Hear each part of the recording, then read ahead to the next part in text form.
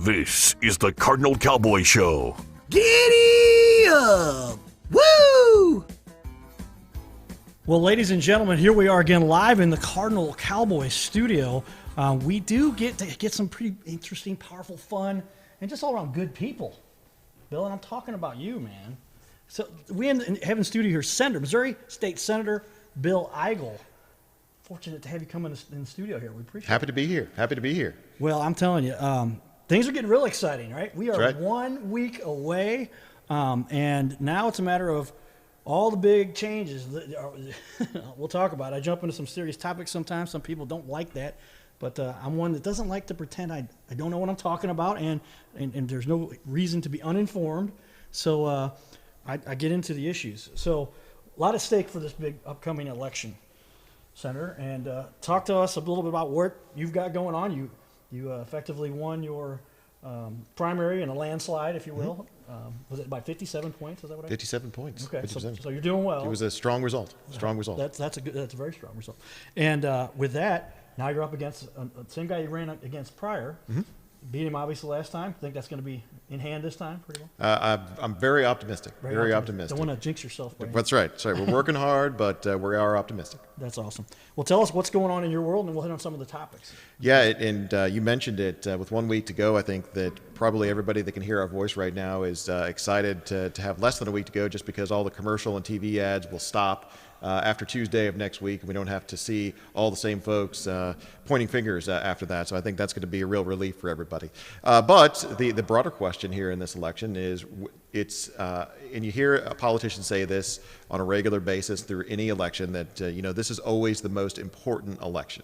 And really, I think that's true this year, because more than ever before, we've never had more government than what we have right now. We've never spent more of your tax dollars. We've never gotten involved in your health care and all the things that are getting into your living room, into your business, to the degree that government has in the past. So for anybody like me that values freedom, the liberty, the free markets, those things are in question right now. And unbelievably, I couldn't have imagined this 20 years ago, but one of the two major parties has embraced the anarchy and lawlessness that we've seen in some of our urban cores for the past few months. And I have always been on the side of law enforcement, and I think that's kind of key to the Republican brand. I've been endorsed by the law enforcement, I've been endorsed by the firefighters, and I think that you'll see this a very stark contrast that we're going to have to make if we're going to continue to build upon the success that President Trump has led to over the past 4 years, or if in spite of all that success, we're going to make a decision to go in a different direction. So I'm optimistic that we're going to keep on the same path here in the next week, and I'm ready to make it happen. Well, I mean, this is as exciting as we've seen in my lifetime that I can recall with regard to, literally what's at stake. I mean, what we're talking about, the issues, and just like you said, for most all of my life, it's been a matter of, okay, you see some of the perspectives from the Democrats, you see some perspective from the Republicans, and you kind of pick and choose, and there's some that kind of overlap a little bit depending on what your perspective is. I have a tough time with that sometimes, but because somebody who's come from a bad situation in a coma, lucky to be here, but didn't ever want to be a victim. They tried to program me as such. They said, you're not going to be able to take care of himself for the rest of his life. Some people question that still, if I can take care of myself or not. But I've seen where the philosophy really adapts to.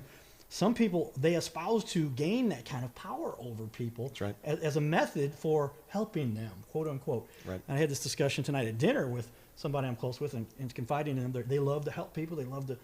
I said, ultimately, I think that comes down to a matter of you like to help people, but it's ultimately, and I said, this is the way we're programmed. This is my perspective, but ultimately, we always want to do what makes us feel good. When it comes down to it, and hopefully, what you're doing to make yourself feel good is something that benefits everyone, right? When you do a win-win, and that's a matter of what approach do you take for that. But a lot of people are very self-serving, and we know where that ends up, and that doesn't last long. But others act as though they're trying to help, and they put in policies that may seem to help. Right. And it's almost like they can't realize, they have to realize, and many times we know they do, that they don't really help. They help to keep people stuck. They help to keep people dependent. That's right. And that's right, kind of the divide for me is. And then what side do you fall in on that? And do you understand that? Do you really realize that? A lot of people don't get involved enough to realize it. Where are we at with our culture? Is it getting worse now? I guess is where we're really at. Well, first, to answer that, let me go back to the foundation of the country. The country, the United States, was founded on the idea that empowering the individual citizens of the country through liberty, through freedom, through free markets would ultimately make them more successful than massive government involvement making decisions for them in their lives. For the past 200 plus years, the United States has become one of the sole superpowers in the entire planet. And the reason we've done that is because our economy has been vibrant for hundreds of years, because the free market, not because of government intervention, has driven everything from new growth to new inventions to driving the American public to new frontiers as far away as the moon. So it's very clear what our founders intended. Now, today, we're having discussion about whether or not we should move away from all that and move to more socialized programs, the socialization of our healthcare industry, the socialization of our education industry. And we have to make a decision if we're going to stay on the path of free markets and liberty that ultimately put us in this position in the first place, or if we're going to change direction and turn over a country to the next generation, to our kids, that's far more dependent on government intervention, that's far more dependent on government to tell each of us what to do. I don't subscribe to that. I think that the more we empower folks to pursue their own happiness, give them the environment that treats everyone equally, the more successful that all of our communities will be. In fact, if you look at just look here, right here in the St. Louis region. St. Charles County is the fastest growing region in the state, or fastest growing county in the state right now. And the reason we're that is because we're a low tax, low regulation environment, and we attract people that want to move their businesses here, raise their families here, and we stand in pretty stark contrast to the city of St. Louis. The city of St. Louis has more government than any other area in our region.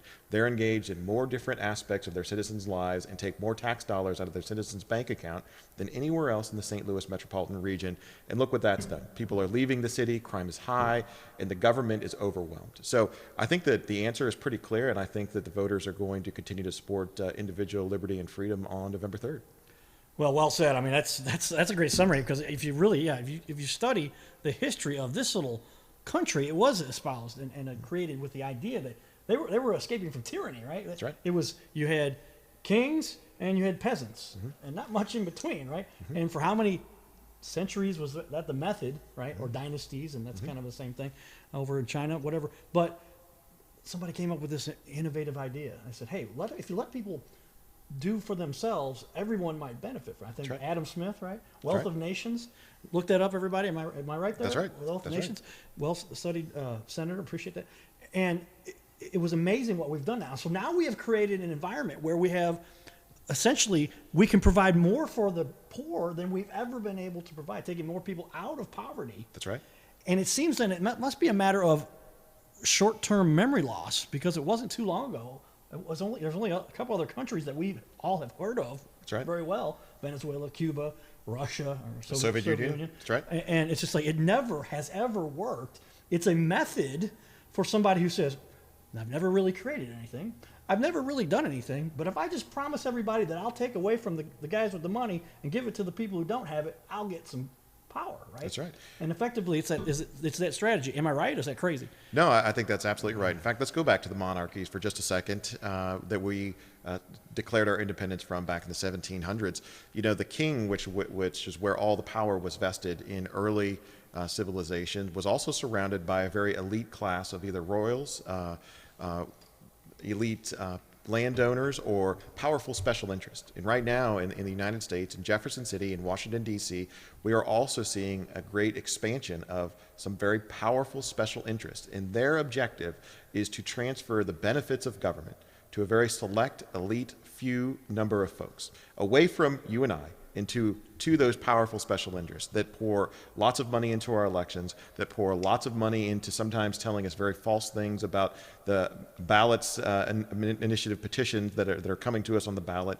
And their interests don't necessarily align with everybody in my area. So we have seen time and time again that our form of republic, which is a form of a democracy and empowers a capitalistic society, has elevated more individuals out of poverty than any other form of government in the history of the planet.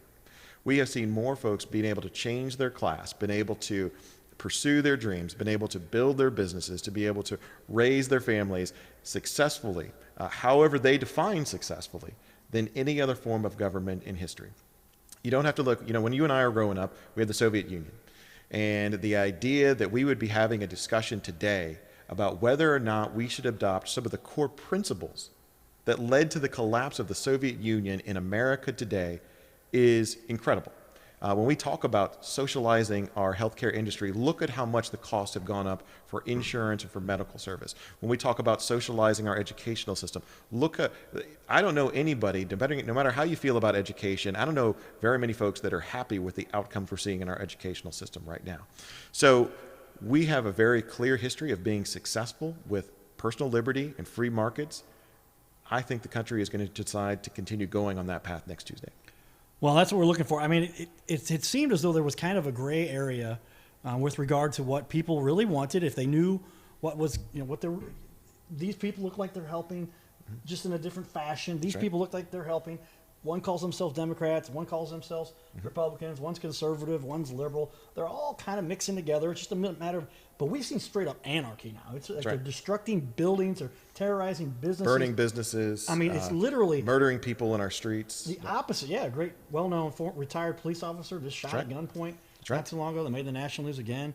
Another police Michael officer. Dorn. That's right. Another police officer not too long after that. I forget his name. But literally, I mean, it's just changed the method that they have here. It's just as if, it made me feel, sadly, have we done so well to kind of push that anarchy, that antithesis, that negative style even that was kind of confusing. We're helping people, we're not, to where they've given up. They've realized it. So now they've just got to throw their fists up in there and start creating chaos. And that's what they're doing to take over now. And that kind of anarchy that we've seen in our urban areas, not just in St. Louis, but in Portland, in Seattle, and around the country, that type of anarchy has had very little toleration in our country for the past 200 years. What's different about this year is, for the first time ever, we have a major national political party, the Democratic Party, that has elements of it. Not everybody in the Democratic Party, but too many in the Democratic Party are embracing groups like Black Lives Matter, groups like Antifa, that you can agree with the words Black Lives Matter, but the reality is that organization is embracing chaos. That organization is embracing the destruction of the livelihoods of those that live in those urban areas. And that is a message that could go far beyond any single election if too many people in America decide that it's okay to take from your neighbor or destroy what your neighbor has in the name of a social justice program that is not really about what it says it is. So it's frightening. And I think that a lot of folks don't want to see our communities descend into chaos. They don't want to see the national narrative set by incredibly divisive, violent, criminal groups like Antifa, like Black Lives Matter. And I think they're going to come out and they're going to send a message on November 3rd that law and order means something. Protecting our police officers means something. Protecting our first responders, standing up for the rule of law. These things mean something, and they're much more fundamental than even any party platform. And I'm ready for it on November 3rd. Well, great points. Literally, I mean, it's been the most volatile situation I've seen in an election in our history. I mean, like I said, it was a matter of, I believe in this strategy. And then you get into where, for them to essentially justify what they're talking about, you just have to take a quick fact check and you're like, that was a blatant lie. That's right. Fracking. He's not going to do fracking. That's right. Joe Biden, Mr. Biden says, I'm not going to, fracking I won't do it. Just look at 3, 4, 5 second snippets from other interviews or events that he's done when he's had a dozen people there at his event, and he's saying it straight up. We're going to get away on the debate. He said that, and go down the list of misrepresentations. It seems as though, and this is where I say I don't want to be too at all disrespectful to anyone, but it seems that there's a lot of people, to put it politely, kind of disengage from politics. They disengage from the actual method. They hear the headline, right? We've talked about this. I talked to Christy Summers earlier today, representative, and most people, if they've studied this, Dr. Naputi brought this up, they see the headline, but they don't read past the headline to realize the depth of what's really going on. The headline might even be the shocker, right? They got to get the attention, got to sell the advertising, blame it on the capitalists from that perspective, but you got to get into the depth of it. And so many people do not dig in past to find out, by the way, we found out this was not the whole story. The big one that's going on right now that's driving me crazy is infections. We've got all these people that are dying or are getting infected, and you start to look at now we no longer have an infection pandemic. We have a true pandemic. We have an infection pandemic where they're talking about there's nobody dying anymore. I put a post up. That's right. I saw from KSDK. And if you want to share your stuff right now, this is a good chance for you to. The stream is coming through there on my fan page. Or I don't know if you had a chance. I did. Okay, good. I did. We're rolling. You're doing it faster than I can keep up with you. Senator right here, ladies and gentlemen. And so they posted 200,000 deaths, and I just plainly said, look, nobody's dying from this anymore.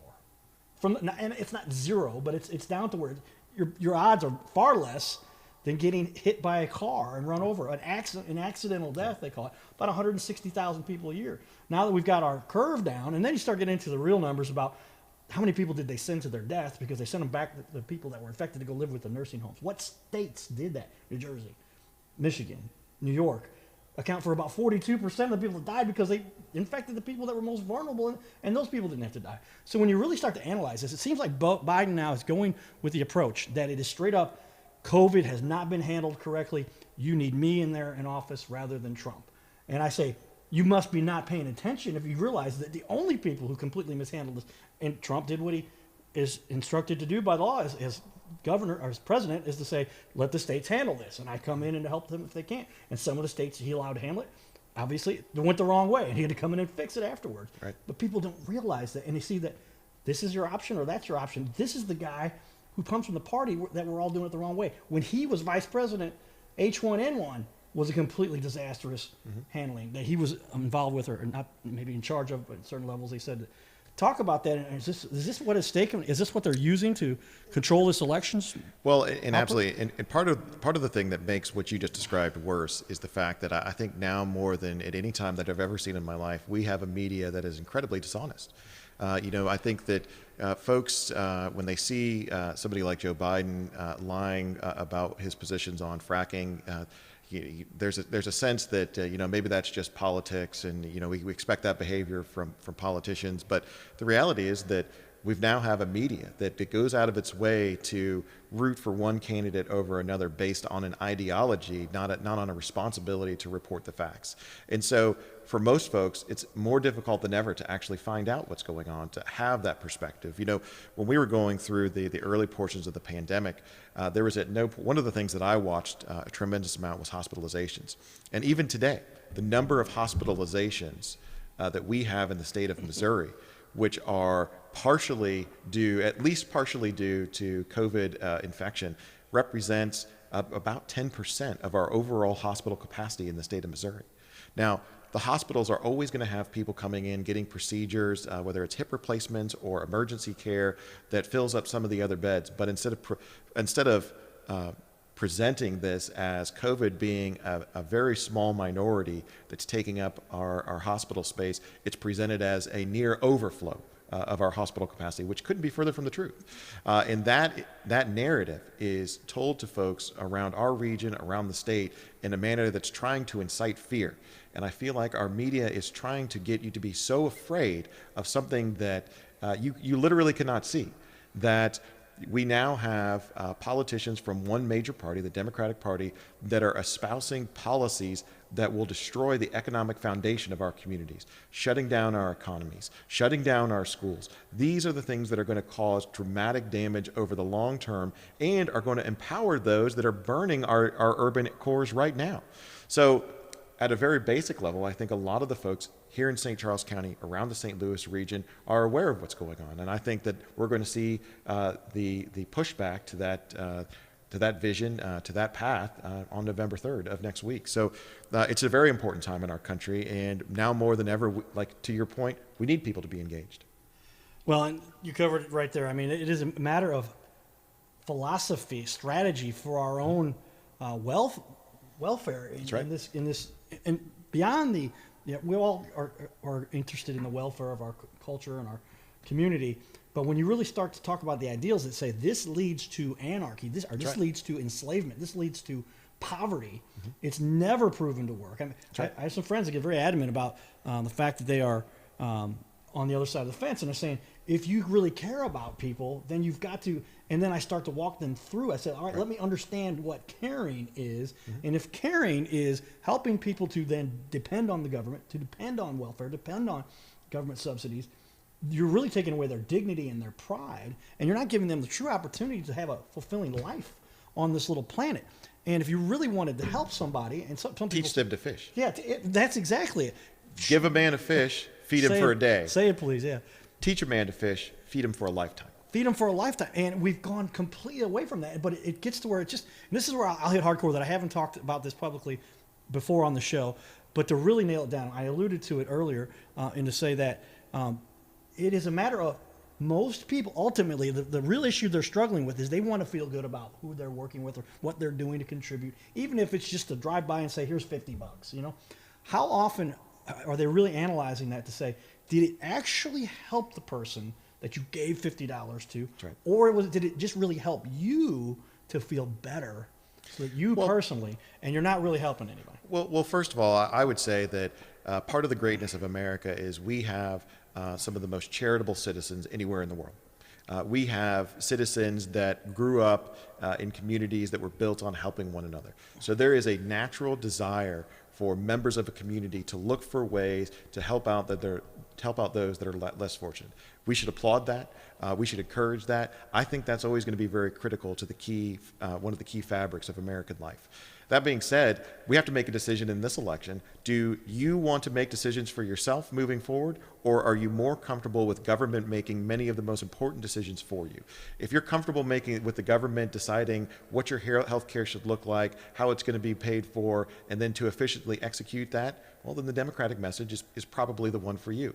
On the other hand, if you're running a small business and you don't need a lot of government interference in your business, and you'd really just like the freedom and the liberty to make your own decisions and make your own way, consequences be good or bad of that, then you're probably going to buy more into the Republican vision, which is one that's built on those free markets.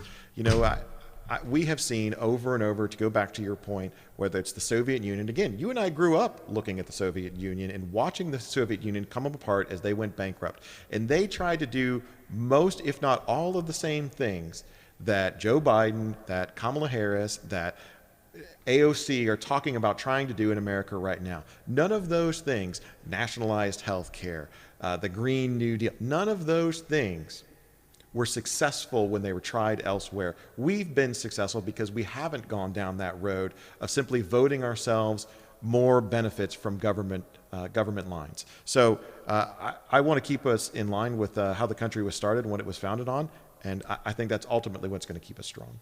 I agree. And not to say that, if anybody knows what I do publicly, most people follow me and say, some people call me the king of charity, as if that's all I dedicate my time to. And I do have a big heart for that. And I believe that the method for these charities, none of them are straight up just give us some money so that we can turn around and hand it to people. That's not how they operate. You give money to a charity because they have a service that helps people to gain skills. That's right. Or to help people that absolutely cannot take care of themselves. Lift them back into independence. Right? Yes. You know, push them and encourage them so that they take the reins of their own life, and they don't need you. They don't need that charity moving forward. And you don't ever want to feel as though you are dependent on anybody. Absolutely. That's just not the way God designed us, as a matter of self-confidence, you know, and true happiness. So that's why I just reach to a lot of people and say, hey, make sure when you're voting your conscience, and you say, I'll never forget a young gal I met years ago, and she goes, I have to go vote for the Democratic Party because they're the ones who actually care about people. And I thought, wow, I think she doesn't understand the real implications of what it is that ends up happening. And maybe the intention is that they're trying to help people. Maybe that's the case. Mm-hmm. But it seems very likely that they know, more likely, that it's not helping them, and it helps them to be dependent on whoever it was that kept giving them that handout and giving that person power, right? Giving them to say, hey, keep voting for me, and I'll keep giving you enough here just to survive. Not really enough to prosper, but enough to survive and just get along, and I'll keep giving it to you as long as you keep voting for me.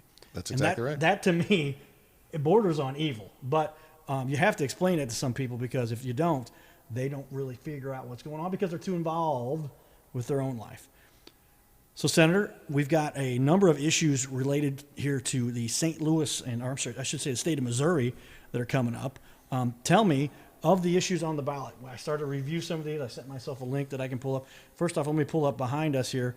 If you did take a look here, this is Senator Eigel's website. This is a free shot of it because I noticed it changed. I wonder That's that picture. That's me in 2016, 2016. when I ran for Senate the first time, and Look I would just want to point out to anybody watching that I really don't have very much gray hair in that picture. So if you look at me now, I have a lot more gray hair, and it's kind of just the cost of 4 years of politics has done this to me. So we can continue to focus on that picture, which I think is great. Yeah, well, I can even stand up and move aside here, but yeah, we want to put you. Never to imply that you have a big head. I mean, he looks so young. I mean, you look great, and you know I've also noticed you speak real well. You've been the MC or interim introduction professional for the different people at different events I've seen. My wife would say I talk too much. Well, I speak too much. It's a matter of practice, right? So she's just helping you to develop those skills. My girlfriend would say the same thing. So, and it's just a matter of, babe, just let me keep practicing here because as many times as I mess up here, that's less mess ups I have in public, and that means money for both of us if I can get paid for doing these things, et cetera. Build it up. But you've obviously been in office. How long have you been serving as a? Did you come in first as a state rep? No, actually, I came straight into the state senate in 2016. I was first elected, and so I'm coming to the end of my first term, and I can run for re-election one more time before term limits would kick in. So we'll see what I look like 4 years from now if I'm successful in this election, but I'll probably have even more gray hair, but that's okay. I understand that, yeah. And I didn't realize, because I'd seen you on the scene for a while, and you kind of rising to the top, and normally people do come in as a rep and then go to senator, right? But you came in right as a senator. And it's a Missouri State Senator. It's not a 6-year term like it is for the United States. That's right, 4 years. It's 4 years, and then 2 of those. Now, is the limitation in place for senators already? Yes. There's a term limit? So I know they're talking about one of the topics we can jump to. There's right. term limits coming up. So Amendment 1 that's going to come up on the ballot next Tuesday has to do with term limits. Now, in Missouri right now, we already have term limits for all our legislators. So you can serve up to 8 years in the Missouri Senate and another 8 years in the Missouri House. We also have term limits for the governor and the state treasurer, which is limited. Both of those are limited to 2 years. Amendment 1 on the ballot that'll be put to the voters next week would expand those term limits to all statewide office holders. So the lieutenant governor, the state secretary of state, the attorney general, and the state auditor. So that's Amendment 1. It's a very straightforward question, easy to understand. Typically, questions that go to the ballot that ask about term limits of any kind enjoy very broad support. So I would suspect that Amendment 1 is going to be successful. But a yes vote on Amendment 1 is a vote for term limits. And effectively, then it's a term limit across the board. And I've argued that term limits aren't necessarily always a good thing because what if you got somebody who's actually doing a really good job? Mm-hmm. But I guess the theory is that they can do better somewhere else in up to 16 years until you got to go. You know, one of the things I would encourage folks to think about when they think about term limits is when we talk about our legislative chambers, most of the power, especially in the House, the state house and the U.S. House are invested into 2 or 3 leadership positions in that chamber. Less so in the Senate, but certainly to a similar degree that the leadership positions are where a lot of the power is vested by the members. And so what may be a good point of discussion is limits on how long any individual can serve as a member of leadership for that legislative chamber. That would probably get a lot of the turnover that you're looking for when you talk about regular term limits. So you know that might be a conversation for the future, and that would certainly be something that I'd support. So right now, though, we're going to have a question about the rest of the statewide office holders on Amendment 1. Okay, so that's Amendment 1. Is there an Amendment 2? There's an Amendment 3. I was gonna say, there's Amendment 3 and skip 1 and we go to 2 and go to 3 if I understand. So there's 3 is kind of interesting because that's right. It's kind of a rehash a little bit, isn't it? A little bit. So as most everybody knows, we passed 2 years ago the so-called Clean Missouri Amendment. Now, I was opposed to Clean Missouri, and I think that the Clean Missouri folks, which was composed this is the Clean Up Missouri, right? It was good. The idea was it was going to clean up Missouri, right? They called it Clean Missouri. Amendment 1. Sewage or the rivers. Yeah, so it was going to get rid of all the corrupt politicians a couple years ago. So nothing to do with our environment. It was all about politics, ethics. Gotcha. And so what happened was we had a very strong, powerful group of well-funded, out-of-state special interests that came into Missouri, spent a lot of money saying very dishonest things about what Clean Missouri actually was, and it ultimately passed and went into the Constitution. Now, a lot of folks are familiar with some of the things that were on Amendment 1. They lowered contribution limits. They did a couple other small changes. But the change that was snuggled into the middle of Clean Missouri was an amendment that dramatically changed how our legislative districts are drawn in the state of Missouri. So up until Clean Missouri, what happened is we had a bipartisan commission that was selected by members of the Democratic Party, members of the Republican Party, the minority party in Jefferson City, the majority party in Jefferson City. The governor had input into drawing the maps that represented our legislative districts and what we have today. If the agreement could not be reached, it was turned over to the courts to weigh in and help solve that logjam. So you had involvement from both sides of the political spectrum, and you also had involvement from all three branches of government when drawing our legislative districts. Well, Clean Missouri came along, and unbeknownst to a lot of folks that voted for it, completely changed that process and threw the bipartisan commission out, threw out the influence of both parties, and instead empowered one position to essentially make the determination of how those districts would be drawn, and that was going to be the state demographer, which you'll hear about. Yeah, I was just saying, that was the state demographer. So but there's a but. There's a but, because the state demographer that draws those districts is appointed by one person, the state auditor, which is a single partisan statewide position. Now, it doesn't matter if the state auditor is a Republican or a Democrat. The idea of having a single partisan office holder be the one responsible for ultimately selecting the state demographer that draws the districts invests a tremendous amount of authority in a single position. It is the opposite of what we had before, which was an honest effort to have multiple parties in all three branches of government influence what our districts look like. And instead, we threw that bipartisan system out and put it in the hands of a single partisan office holder. So it was terrible. It was dishonest. The idea that Clean Missouri was about anything but the hijacking of our redistricting program is completely false. So now fast forward to today. We have Amendment 3. Amendment 3 was passed by the legislature. I voted for it. And what it would do, it was basically roll back most of the changes involved that were involved with Clean Missouri hijacking our redistricting process in the first place. So instead of having that one partisan position of the state auditor redraw our districts via their authority that they would vest in the state demographer, we would go back to the bipartisan commission. We would go back to a process that had Democrats and Republicans influencing what the districts look like, all three branches of government, instead of having just one office make the critical decisions. So I'm a yes on Amendment 3, and it is very difficult for someone to say, and there are a lot of commercials out there saying precisely this, that a no vote on Amendment 3 is a vote against gerrymandering. A yes vote on Amendment 3 is a vote against gerrymandering, because if Amendment 3 fails, a single person, the state auditor, will ultimately have the authority to gerrymander those districts however she wishes via his or her ability to choose the state demographer. So it's very frustrating, and we've seen a lot of polling, but there's a very dishonest campaign going on about Amendment 3 right now. I'm a yes on 3. Okay, so help people understand. It's a matter of the redistricting, the gerrymandering goes on all the time, and it's done in a method to try to make things equally distributed so that people get fair representation. It's important to understand that it's very hard because Missouri has a natural slant to it towards Republicans. I don't know that you could create a system that has that's going to draw every district evenly. That just doesn't exist. So what we have to try to do is try to make sure that communities of interest are restored, so that areas of St. Charles County aren't drawn into areas in the middle of the city of St. Louis, or aren't combined with far outstate rural areas that just don't look like St. Charles. The intention was to have communities of interest together. But what Clean Missouri did is it made it okay to draw maps that look as they look like spilled spaghetti in order to make sure the partisanship is as equal as possible. But of course, political parties change all the time. I can't imagine our founders wanting our political boundaries drawn based on membership in a political party, but that's exactly what Clean Missouri did.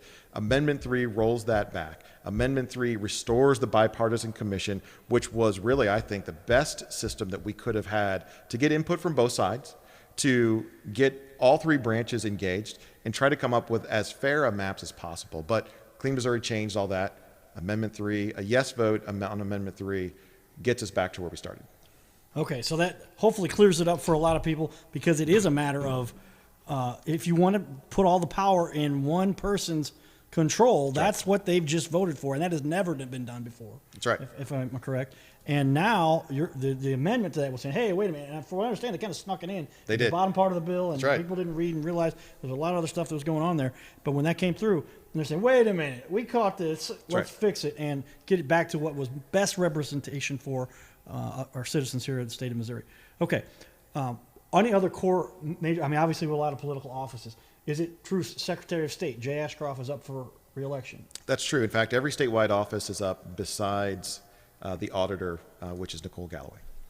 Okay, and she's running for governor. She's running for governor. It cleared up for me a little bit. I saw these ads, and you never know what to believe.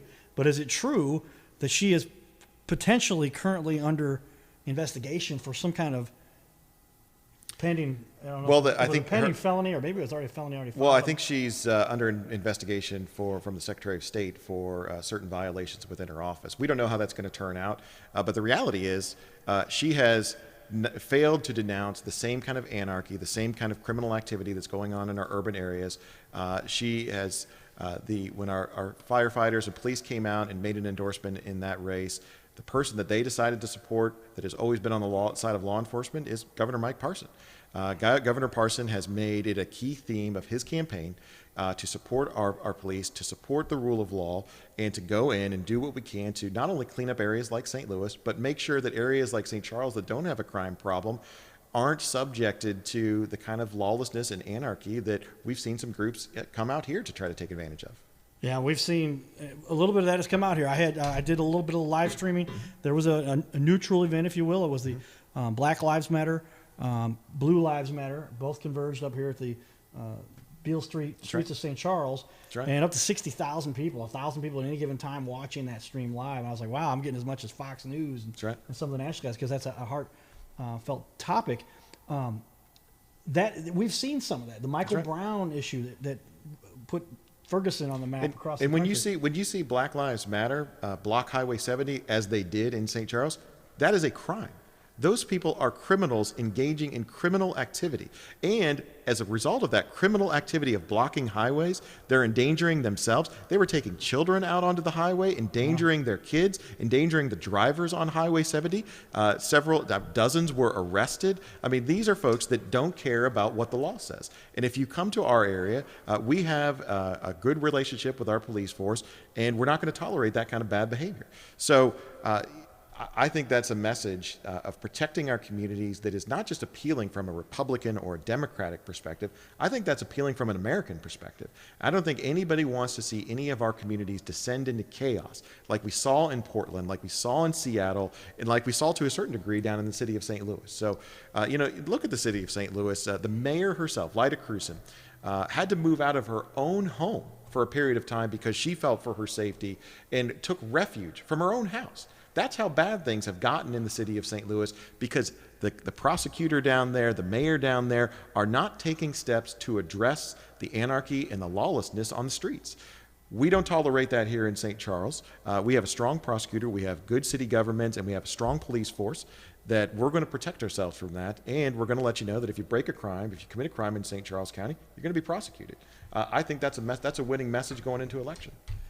Exactly. And I think a lot of people don't realize it's a matter of people say, well, they're restraining the expression of free speech. And I think the expression of free speech stops when you start to impugn the freedom of others. Free speech, that's out the door. Free speech is not an excuse to commit a crime. Free speech is not an excuse to endanger yourself and others by blocking a major highway or blocking city streets. I can't rob a bank in the name of free speech. That just doesn't make any sense. And that is literally what these folks with Antifa and Black Lives Matter are trying to say. It's a losing message. It's a message that when folks are faced with that decision on November 3rd, they're going to remember that one party, the Republican Party, has maintained that property rights, personal security means something in this country. And then they're going to realize that on the other hand, the Democratic Party Not everyone in the Democratic Party, because I know Democrats that are not happy with that mentality. I know Democrats that believe in property rights. But too many Democrats, and those that are running for office, have embraced the philosophy that it's okay to take from your neighbor, to destroy your neighbor's property in the name of free speech. That's just not right. That's not the American way. Well, that's why I agree with you that now essentially two quick notes. Number one, Ben Shapiro did an interesting video, his take on the upcoming election, and said, I did not vote for Trump in 2016, and I absolutely am voting for Trump because he was much more conservative than he originally thought he may be.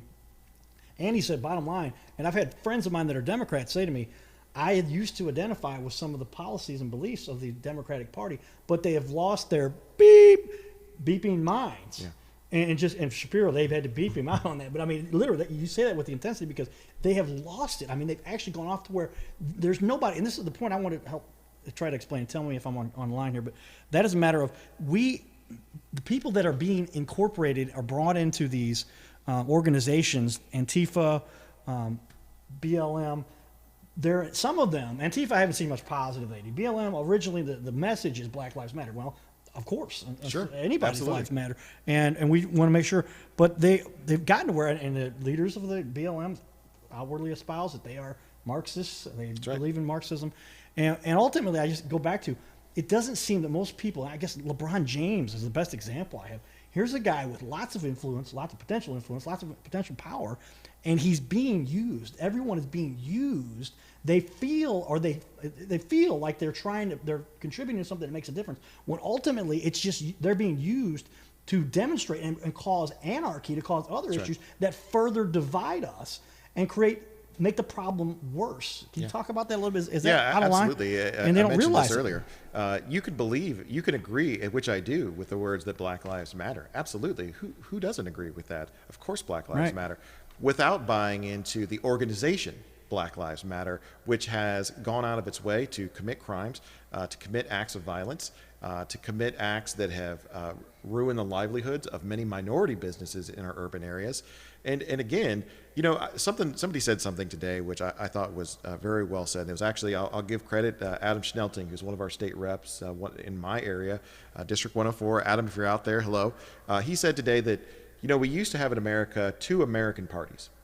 And a lot of times in America, these 2 American parties would disagree on policy. They would disagree on how to make the country, how to get from where we are to a more successful or more prosperous country. But there were 2 American parties that still believed in the greatness of America, that bought into the idea that what we were doing was better than virtually any system of government that had come before us. But today, unfortunately, too many within one of those parties, the Democratic Party, have bought into the idea that property rights don't matter, that law and order doesn't matter, that protecting our cops from those that want to assault them doesn't matter, that it's okay to attack our police officers, to attack our firefighters. And this is so far beyond what we could even imagine 20 years ago. That's where we're at today, that the contrast and choice that we have to make next week is an incredibly stark one. We have to choose between 2 visions of America. One is the vision that you and I have been discussing for the past hour, the idea that personal liberty, economic freedom, and teaching your neighbor to fish so that they can be fed for a lifetime is a path that is honest and just and was the foundation that America was built on. The other vision is much different. The other vision is having as a government replacement for many of the activities that have been present in our society for more than a century. A replacement for government when it comes to our healthcare. A replacement for government when it comes to our education. A replacement for government even when it comes to our business through massive taxation and massive government spending out of centralized, powerful governments that are empowered by a small elite group of citizens and corporations that don't necessarily have your interest in mind. So I want to push back on that. I believed in the former of those visions, and I think that the Republican brand, in particular, has always been successful when Republicans have been accurately seen as the reformers of broken government institutions. I mean, go back to the 1800s when the Republican Party first began. What broken government institution do we have in the mid-1800s that the Republican Party came to power opposing? Slavery. Wasn't Slavery. It? Slavery Absolutely was a core right. issue, and a lot of people don't realize that the beginning of the Republican Party was with the onset of the election of Abraham Lincoln. That's right. And then he immediately came in Emancipation Proclamation. Elevating folks out of something as terrible as slavery was a core issue for the Republican Party. Today, we're looking at folks, raising folks, defending broken institutions like abortion, where we're killing hundreds of thousands of children every single year. Every single year. More people think about the economic drain that goes to our urban areas when we're losing all of those lives before they literally even have a chance to get going. Look at our broken institutions in the education sector. Look at our broken institutions in the healthcare sector. More government has never been the answer to what ails us, but the reformers of government. And right now, that is a banner that is exclusively on the side of the Republican Party. Reforming all those broken institutions, that's what's going to make us successful as we move forward. So if somebody is currently someone who may not quite understand this, they're seeing pieces of it. That's why I keep broadcasting these live streams and talking about this hot topic. I'm the Cardinal Cowboy. I love sports. I love baseball. Baseball gave me another lease on life to pull a ventilator out of my throat that I felt I got from my competitive nature that was developed by sports.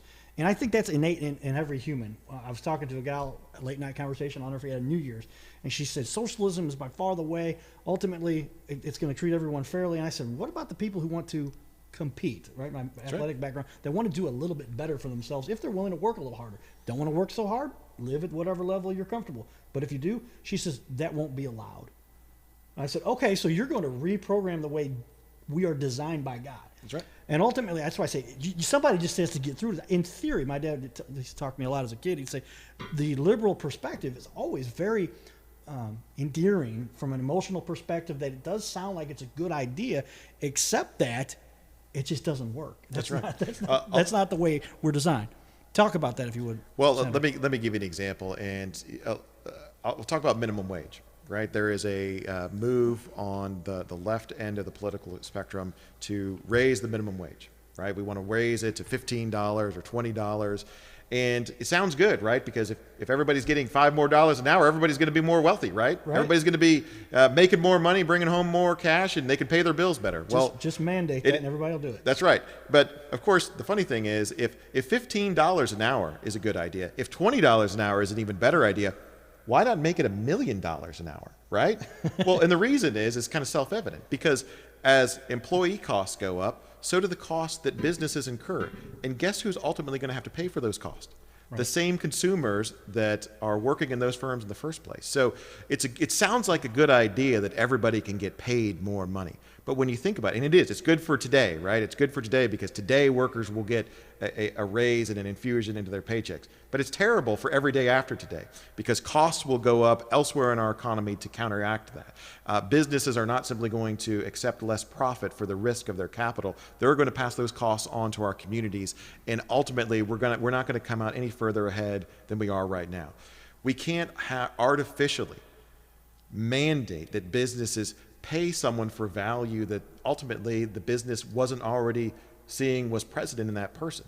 The Soviet Union tried this. The Soviet Union set wage levels. The Soviet Union told businesses, this is what you're going to pay for a worker no matter what value they bring to the company. And it ultimately drove them into bankruptcy. And look how far behind they've fallen from the United States. So it's you're right. It sounds good, but when you really think about these policies, they don't make a lot of sense. Well said, and it's something I think it's something they don't teach in our educational system as it stands right now. And boy, there's a lot of discrepancy and discernment with regard to what is being taught.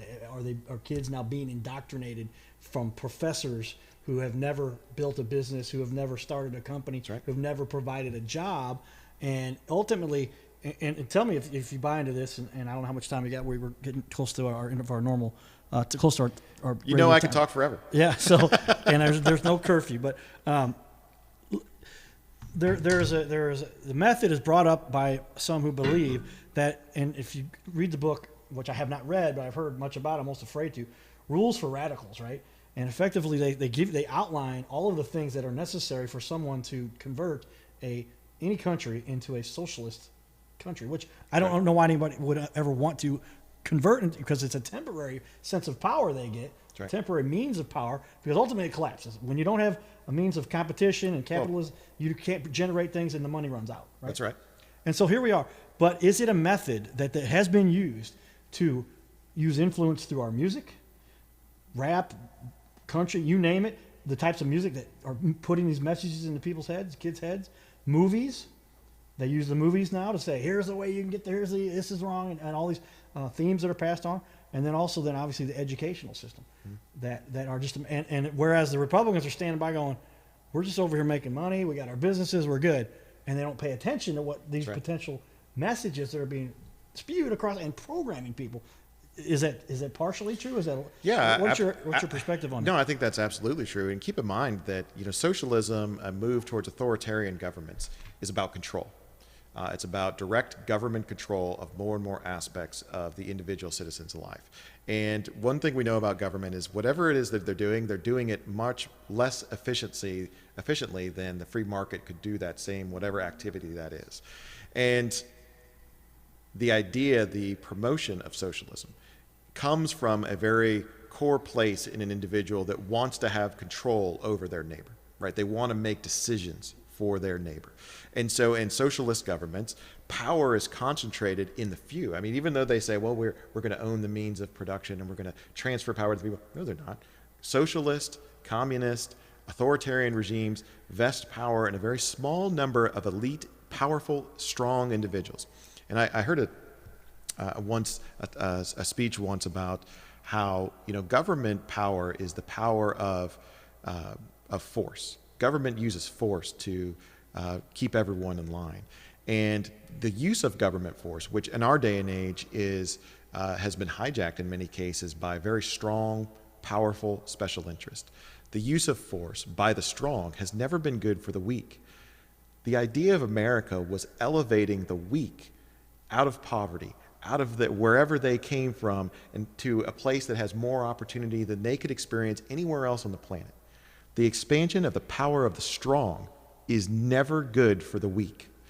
And the more you trust in government, the more you're trusting in the strong to control the lives of those around it. Help people understand that concept, because people say, how are they empowering the weak? They're not helping the weak. That's right. And the truth is, if you really analyze our system, it is designed for the person who's willing to take the risk and work their butt off. That's right. No, even if you're starting at the bottom. Whereas if you, or in many other countries around the world, it doesn't matter how hard you work. It doesn't matter what resources you've got outside of being connected to the high, powerful people. That's right. You're not going to get there. That's all been controlled and taken away from you. Is that what you're? Let me give you a really close to home example of how government works for the powerful and the strong, and not necessarily for the little guy. Last year, I voted against and filibustered a bill that was designed to give $50 million to one of our largest firms in St. Charles County, General Motors. The idea was we were offering an incentive package to General Motors that if they made certain investments in their plant, then we would reward them with an incentive of about $50 million. The idea was, well, if we give General Motors this money, they can use that money to create more jobs, they can use that money to invest in our area. And even though we had no control if they actually use that or not, the idea was that it would generally be a good thing. But my question was always the same, which was, why does General Motors deserve any money that every other company in St. Charles County does not deserve? If the only reason is that General Motors is bigger, General Motors is more powerful, General Motors has more lobbyists in the hallways of the Capitol in Jefferson City. And don't get me wrong, I'm a fan of General Motors, I buy their vehicles. But that doesn't mean that they should be getting benefits from government that every other business owner that may only have 10 employees gets right here in St. Charles County. So I took a lot of heat because I was opposed to that, because there were folks that wanted to see all this extra money come to St. Charles County. What a lot of folks didn't realize is that the state of Ohio, just a couple years ago, made a similar commitment to General Motors for their plant in Lordstown, Ohio. This was back in 2008 when gas prices were very high, and at the time, hybrid GM vehicles were built at this plant in Lordstown, and Ohio offered General Motors $70 million in the hopes that that would discourage General Motors from ever closing that plant. Well, as it turns out, gas prices dropped, and now some of the most popular vehicles are not hybrids, they're trucks and heavy SUVs, which, guess where those are made? Right here in Wentzville. And as a result, as the free market decided, not government, not General Motors, the free market decided there was a demand more for those heavier vehicles, not so much the hybrid.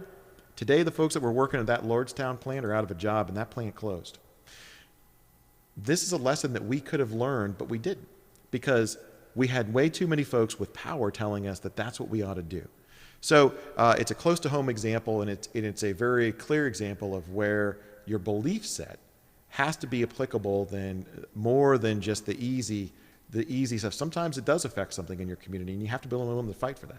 And that's what I talked to some of my friends about. I did do a survey for those who were watching, and so I can wear this shirt now. I realize 90% of my followers are Trump supporters. Yep. 10% are Biden supporters. That's okay too. We're working on them. Only from the perspective, and again, every once in a while I get a negative comment, and then my Trump friends pounce on it and say, "Do you understand? Realize he's helping." Blah blah. But for me, it's not even a Republican or a Democrat thing. It's what's best, what best gives the opportunity for us on this little planet for everyone to benefit and prosper, and what gives a short-term, easy. That's what brought to mind is you said, "Hey, here was a short-term, easy fix, and we'll throw some money at these guys, and it's going to benefit us." Well, they figured out fairly quickly over in Ohio that did not play out. That's right. And I think if somebody would have sort of you obviously did, but it may have been more than you could convey to an audience there to say, let me explain to you how this plays out. And maybe that was something that you didn't even realize what kind of example might have happened later because the gas prices went down and it caused the economically eco-friendly SUVs to be less popular. But it seems that if you manage to explain these methods to people, which most people don't take the time to, we know, and I joke about this on my posts, if you may follow me and follow my comments, my posts are generally kind of neutral, and then my comments come in and say, and here's why I think this, or people that disagree, I go explain to them why. And it's because once you analyze things, you realize the depth, like we talked about, when you give somebody food, when you give somebody housing, when you give them education, when you give them transportation, when you give them communication, everything has been handed to them. Now what do they learn to do as a matter of gaining skills when they normally would have gone out and gotten a job or train them at facilities where they can learn these skills, not just give them things, because if you're just giving it to them, you've taken the opportunity for them to learn away. You know what we see when able-bodied individuals who have been receiving government subsistence are taken off of that, taken off of those welfare rolls. Again, we're talking about able-bodied adults that are able to work. What we overwhelmingly see is those adults go back to work. And I think there is an inherent desire within all Americans for the dignity of work, for the dignity of independence, for the dignity of being able to pursue their own ends. Now, we have many programs in government and our charities to take care of those individuals who will always need assistance for us. And I think whether you're a Republican or a Democrat, you're always going to support some of those programs, some of the programs for our developmentally disabled that need assistance and will always need assistance. Some of our those that need health care that cannot pay for it themselves. There's always going to be a desire and an ability to help those individuals. But for those that are able to work, and those that have just maybe decided not to work, the sooner we give them the gift of independence, the better it is for them and the better it is for our community. So I think you're on the right path. And it just seems to me it's a matter of people don't want to feel as though they are not contributing. They don't want to feel as though they've been locked out of an opportunity to be part of something bigger. And when you're taking that right away from them, great conversation. We had Wesley Bell, prosecuting attorney from St. Louis, on our other show. You've been on the Cowboy Judge show also. And we had the discussion, and it really is a matter. This is maybe another topic that we can touch on and then finish up. But the penitentiaries are filled with people that effectively the historical method has been to, hey, you did something wrong, you've got to pay for that. Mm-hmm. Now they've kind of migrated to, I think it's been going for a long time, but you don't hear about it so much, where they say this is a true rehabilitation, and they're going to teach people how to better. Oops, I switched my switcher over here. Let me. There we go. You can switch. you Got can, it. There it is. Hit the wrong button on one. I never touch that button. Don't ever touch that button. Our production guy is lazy over here. But now they're really giving skills that they're training these people who are putting their time in. And they're saying you're going to come out with training for pipe fitting or for building construction or whatever it might be. I talked to Wesley about it, and I said, hey, man, I know I can teach kids, anybody that's willing to learn, the technical side of the world. This is our production guy right here, guys, by the way, is me, right? Because I had to learn these things, and I put together the cameras and the switches and the lights and the TV wall and all this stuff. As a matter of, here's something I have an affinity for, an aptitude for, and I've learned it. But I'm not unique. Anyone can learn these things. And I think if we taught people these skills, now you're really giving them a sense of freedom. They feel like they can contribute, and that ultimately is what gives somebody true happiness. That's right. Am I wrong? I think you're absolutely right. I've been fortunate enough to run my own company. I've been fortunate enough to be successful in that company. there is no more rewarding work than to be able to have the freedom to pursue your own fruits, your own labors, and whatever that is. Whether it's owning a business, whether it's working in a business, whether it's working in a trade, all of these things. You're never going to have more opportunity anywhere on earth than you'll have right here in America. So that's why I will love America for the rest of my life. And I'll always believe that she has more opportunity for all of its citizens, regardless of background, regardless of skin color, than anywhere else. And I think that the more that we hold to the principles that got us here in the first place, which are those free market, economic liberty principles, the longer we'll be able to keep the success going. Well, I am with you, and I believe that is the method that is best for all humanity. This isn't a Republican thing or a Democratic thing. This is a method of, hey, if we give people these options, we figured this out. It took centuries or many millennials or however hundreds of thousands of years it's taken us to finally sort this out. But we figured it out now, and there's no good reason except for some people who don't truly understand. That's why I said there must be a short-term memory loss issue here, because so many people, they are actually dealing with issues as if we haven't already been down this path before. Mm-hmm. And it's a matter of helping people to realize those things have been tested and proven and don't work. Mm-hmm. We're in a position now where we know what works. We just have to get the other half of the people that realize it. I make the argument that ultimately it is a method of understanding that most people just are not attuned to. And when they understand it, they realize, wait, nobody's ever shared that with me. It's a matter of getting the information out, ultimately, is what I'm saying. And once people get the information and are fully informed about just the best way, whether it's Republican or Democrat, but here is the philosophy. It just so happens, I believe, that the Republicans are the ones that adapted this, and it came from some people's understanding. And they weren't born Republicans, right? They came up with this philosophy that said, hey, this is the method that helps us to create wealth and prosperity for everyone, and it can help everybody. Why do you think it is that, and this is where I was going with that, but there, and I'm thinking about multitasking here as I've got the whole show we've got to produce, but as we get into it, there are effectively a superpower elite out there that I think have determined on their own that they can gain the power, and we kind of touched on this earlier, by commanding everyone else. And if they can just get enough control and promise enough free stuff to enough people, they can have power. And they are misleading everyone, because the people they're going to give this help to are ultimately going to be taken advantage of and not gain anything from it. And we've got to help them understand that that does not give them what they're looking for. They're being taken advantage of and misrepresented. What's the method to get that out there? What's the best way to help people understand that? Because so much of the media goes, there is always going to be the natural ingenuity engine that's driving independence and free markets in America. That we're the breeding ground for that. We have led the world in that for many generations. Every time someone gets an opportunity to meet their dreams and be successful, they're going to see that, and they're going to pass that along to future generations. So, but I also think from the flip side of that, every time our health insurance premiums go through the roof because of a policy like Obamacare, every time we see something happening in our schools that doesn't produce the outcomes that we want, it causes us to question the narrative that we're hearing from the media. It causes us to question whether or not all this government is good. When we have to go, one of the things we haven't talked about what policies I'm going to pursue next year if I'm reelected, but one of the things I'm fighting for is an elimination of personal property tax. That large bill you get every December 1st for vehicles. Missouri is only one out of 21 states that even have a personal property tax. And of those states, we're the third highest rate of personal property tax. So I want to get rid of that. I want to free homes in Missouri from that taxation burden, just like most of the other states in the country. And when you see that that's the message, that's what it means. It means you keeping more of your money. It means you keeping better control of your life, whether it's your business or your school or your health care. I think that's going to be appealing to folks. So we'll continue fighting the good fight, and I'm optimistic that message is going to be successful on Tuesday. Share with you. That's an interesting topic, and to help people understand. When you talk about personal property, are you talking about the house that they live in? Nope. No. So you're talking about a car, a boat. That's it's personal property is the tax that you pay annually on your car, your boat, your RV, your trailer. That's what I want to phase out. That's what most states don't even have that. And that's what I thought you're talking about, because I know there's not a much homes, bigger. No, there's yes. There's what is that tax called? So that's regular property tax. Regular property, and so that's the tax that's on your home. Right. what we want to look at and focus on there is we've seen a lot of increases in property taxes around the state, and a lot of assessments, especially here in St. Charles County. We're seeing assessments go up 10, 15%.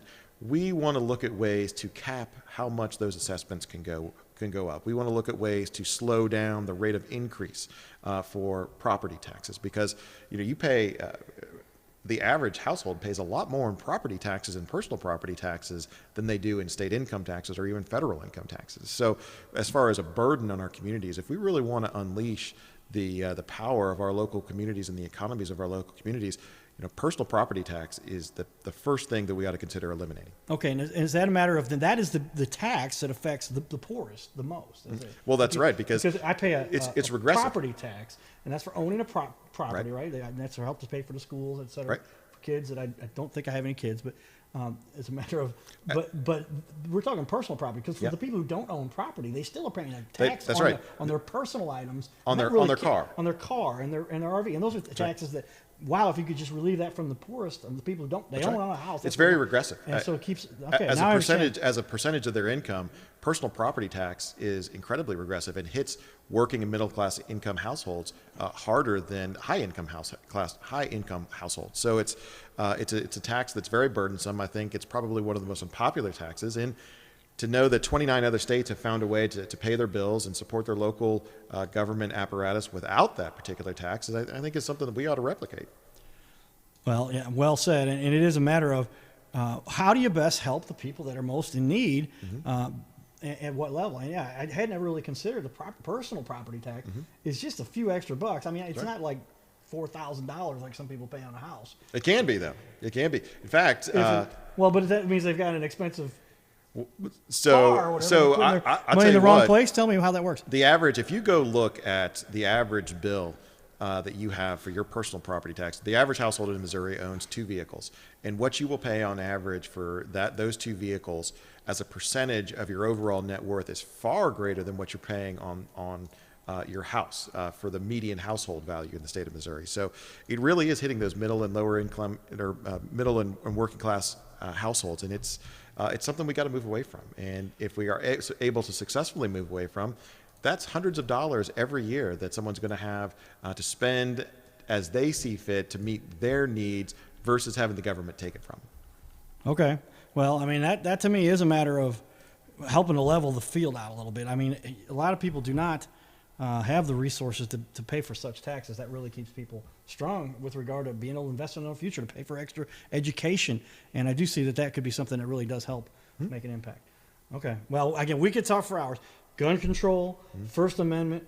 A topic that came up that recently was brought to my attention, somebody, I guess it was Candace Owens, was talking about it. And she said, do you realize that the black American population is around 13%? It would be at double that if there weren't so many kids that perished due to spontaneous or not spontaneous abortion. I mean, That's right. And taking away a human's life. And so when you really get into the issues that make think about that for a minute. These are people that, if they had another 13% of the voting bloc, right. could better control their own destiny and have more control over their own lives. Think about what they could add to those communities. Think about what all those extra lives, all that ingenuity, all that innovation, all that energy could provide to communities like the city of St. Louis. We have literally lost millions of Americans to abortion in the past 30 to 40 years. And at a certain point, the destruction of those communities is literally beginning with the destruction of the most vulnerable members of those communities, which are unborn kids. So we have made a lot of progress in the state of Missouri about eliminating abortion. We used to have over 20,000 abortions in the state every year. Now we're down to less than 100 because we have continued to restrict that procedure. So there's a little bit more, there's more work to do, and we have to look at what other states and continue to work with other states to continue to move away from that. But this is an issue of our time. This is an issue of our time, and the question is, are we going to stand up and defend the most vulnerable Americans of all? And my answer has always been yes. I'm strongly pro-life. I think we need to eliminate the abortion industry as quickly and as efficiently as possible. I don't think that this is a question of women's rights, because I don't know that it's ever been.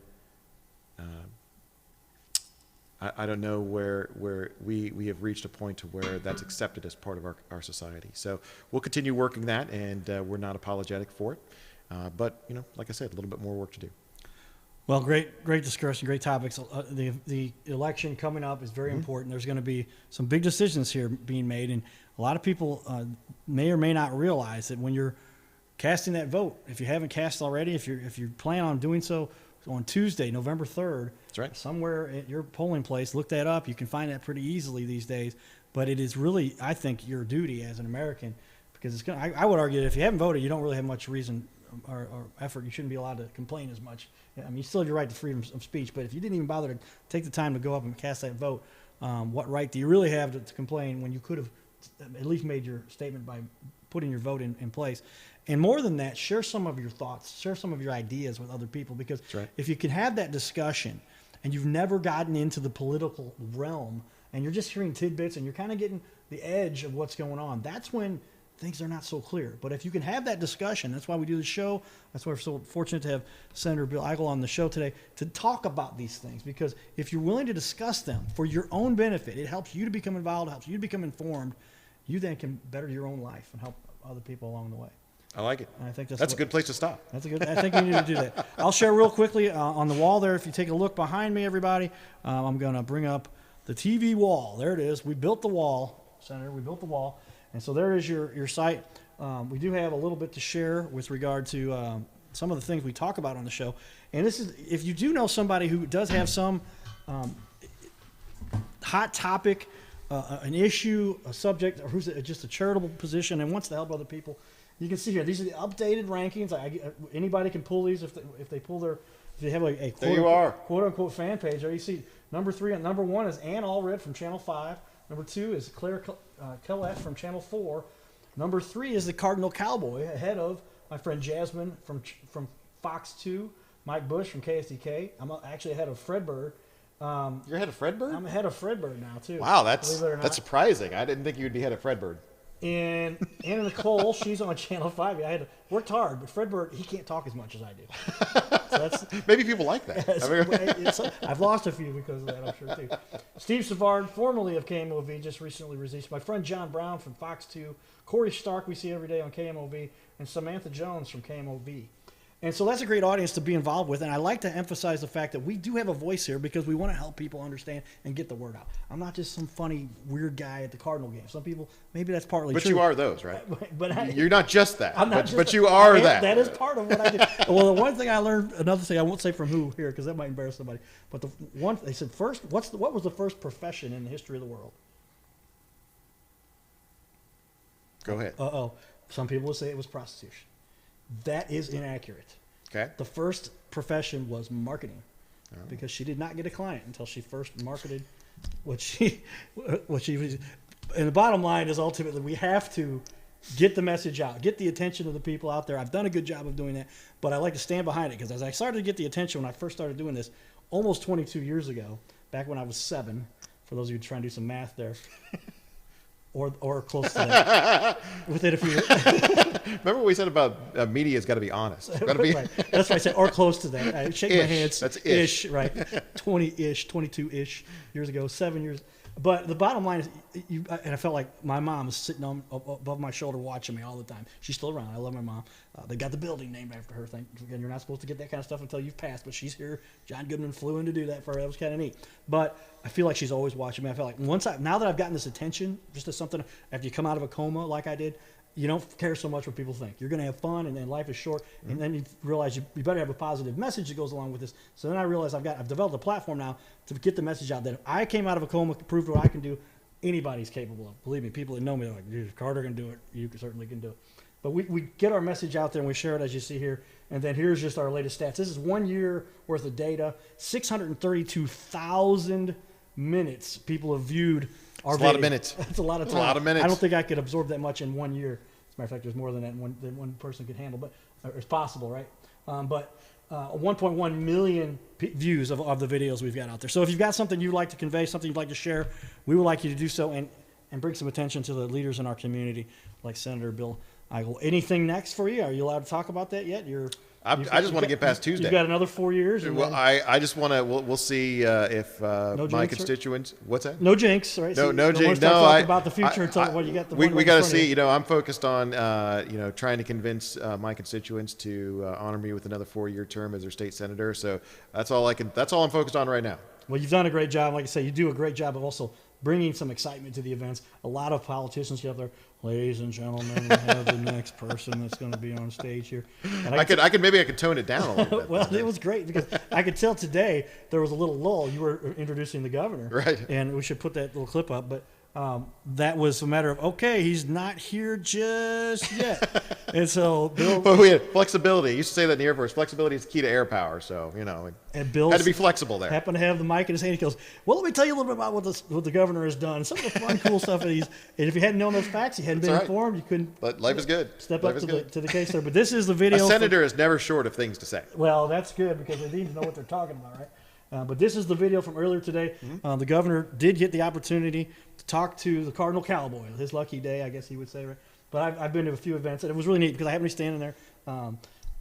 Missouri Attorney Eric Schmidt That's right. said, I was trying to get him on it because we were waiting, and the governor was right there. He's like, why don't you just stay right here? I bet as if to say, the governor's right there. He'll probably come over. So I stood there for a couple more minutes. If I'd have been distracted, but everybody's looking out for each other. That's kind of the way you get here. Life is good. And then there was the governor, and he got to give a couple good words. I got to speak to the governor. Very fortunate. And the interview's on your page? This is on my page right now. This is I cut it down to about a minute and a half. We talked to us. There were people coming up, wanted autographs and pictures with him. And but he gave some good insight. I had a couple poignant questions about where we're at, how the country is recovering, how Missouri's doing with regard to COVID and our economy, and he gave some great answers. So if you'd like to see those, this interview is live up on the Cardinal Cowboy fan page. It's also on the Cardinal Cowboy Carter Reth YouTube channel, and you can take a look there. And lots more fun stuff. And Senator, we'll also look forward to having you on the show here again, and hopefully hanging out with you a little bit on Tuesday night. I look forward to it. Big election. All right, everybody. Thank you guys again for tuning in. This is the Cardinal Cowboy Show. We're going to be streaming live. All kinds of fun and excitement coming up. Stay tuned as we bring more excitement to you, and we appreciate you staying tuned for this event and this show for us here tonight. Thanks, everybody.